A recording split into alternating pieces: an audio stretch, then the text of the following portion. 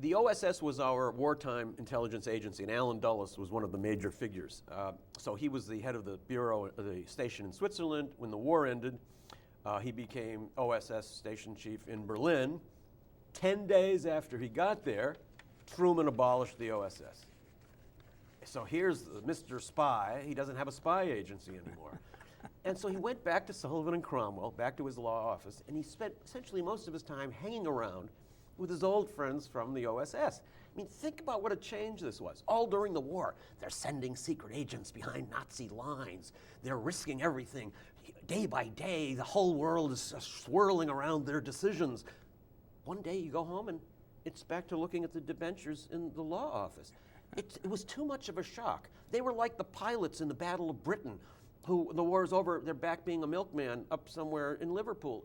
It was too big a shock, and I think one of the reasons that that Allan Dulles and the other OSS veterans, the former spies, were so eager to push the United States into the intelligence business was that they were bored.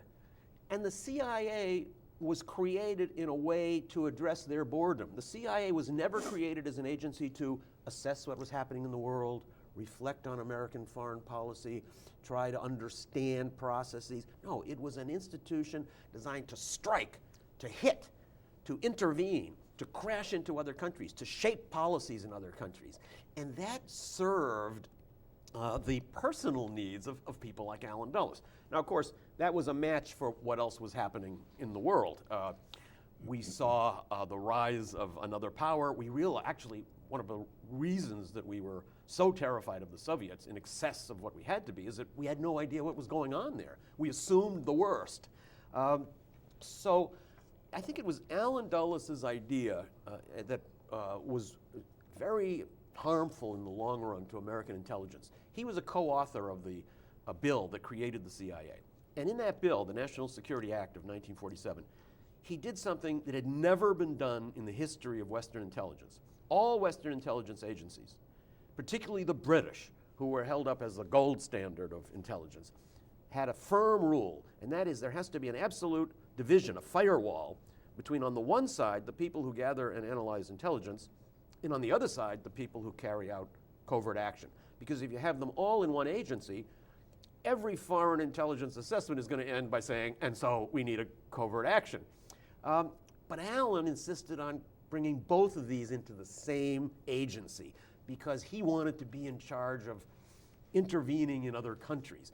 And that, I think, was an original sin that led the CIA off the track of being an intelligence agency and into the area of cloak and dagger operations. CIA was the only intelligence agency in the world, wasn't it, that did both? Exactly. Nobody had ever done that before, and the dangers that the British and others had seen exactly came to pass. This excerpt is brought to you by the Massachusetts School of Law, the leader of reform in legal education and a leader in multimedia education for the public. To view the full interview and for a full listing of MSL's programs, log on to mslaw.edu.